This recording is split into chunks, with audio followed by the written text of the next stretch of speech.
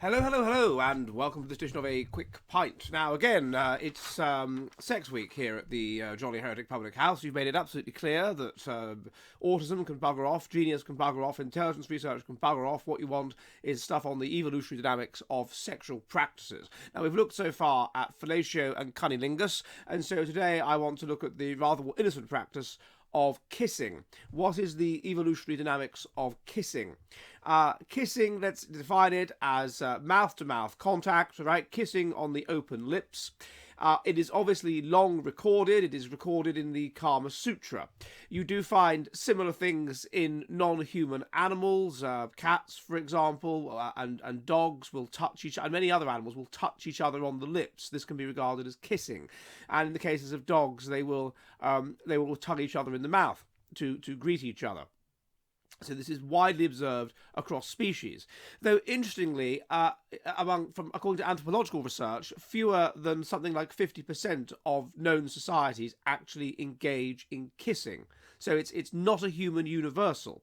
It has been observed that there is a rightward bias to the head when people engage in kissing, and research in Bangladesh indicates that kissing will tend to be initiated more by men than women, though I'm not sure that even is a human universal. Now, in terms of why you're doing it, research by Robin Dunbar, the Oxford anthropologist, indicates three key things, none of which are exclusive. The first is you want cues essentially of genetic quality and of genetic similarity, and you can get these through gustatory, that is to say taste, and olfactory, that is to say smell cues. So you are picking up on the taste and the smell of the potential partner, and in doing so you are assessing whether that person is of good quality, which is one of the things you're going to want to select for, and also whether that person is genetically similar to self, which is also something, of course, you're going to want to select for.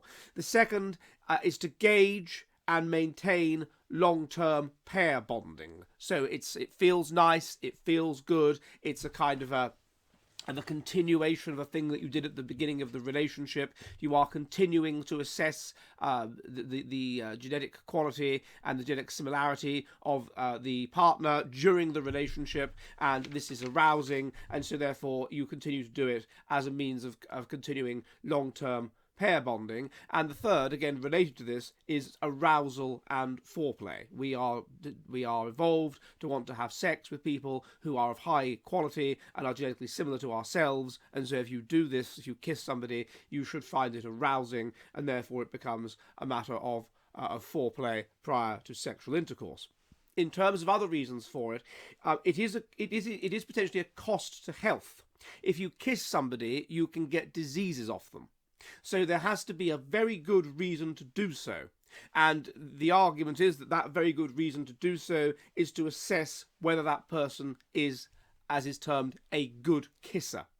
And what is meant by them being a good kisser is that the nature of the kissing is pleasant to the immune system of the other person doing the kissing. And it's interesting that it is particularly women who, in the early stages of a relationship, i.e. the pickier sex, who will be interested in kissing and will be interested in whether or not a person is a good kisser. And if they don't find them a good kisser, i.e. they don't enjoy kissing them, then they won't want to go any further. Now, with the research on women and their kissing, what they mean by a good kisser is gustatory and olfactory, i.e. that the person is experienced to taste and smell nice. And that's what good kisser is when you break it down. It's not that you know what to do with your lips or you know what to do with your tongue or whatever. What they're actually saying is that you taste nice and you smell nice. And what that is a cue to, obviously, is health and genetic similarity. So that's, again, we see again the point of this. It is to assess health and genetic similarity.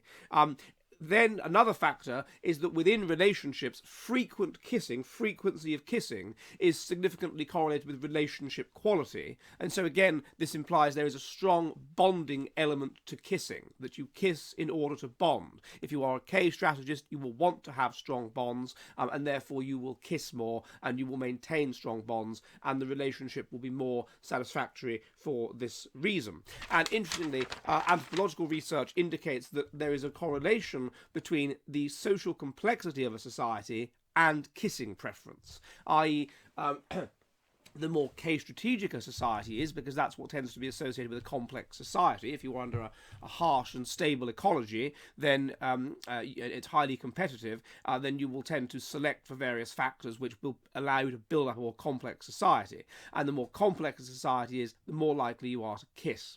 And so this implies that an element of kissing is related to a complex society. Kissing is an expression of a K strategy, of investing in nurture over sex. Kissing is a means of bonding, of strongly bonding, and you would expect a society that was more complex to involve greater internal social bonds. So those are then the reasons for kissing. As I say, you might think it's a human universal, but it isn't.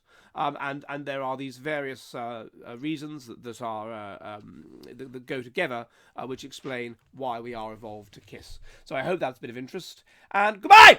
Hello, hello, hello! The Jolly Heretic is an online public house which meets on Mondays and Thursdays at 7 p.m. UK time, 2 p.m. New York, in which we discuss the kind of based, fearless science which is increasingly expunged from our woke, joke universities. If you would like to help the Jolly Heretic public house, and there are many ways you can do so, please, please, please become one of my patrons on Subscribestar. Also, if you want to, you can donate to the channel using Odysee and Entropy, and you can also purchase Jolly Heretic merchandise, such as shirts and mugs. All of the links are in the description. Again, I'd be most violently grateful if you could assist the Jolly Heretic Public House, and I will see you all soon, and goodbye!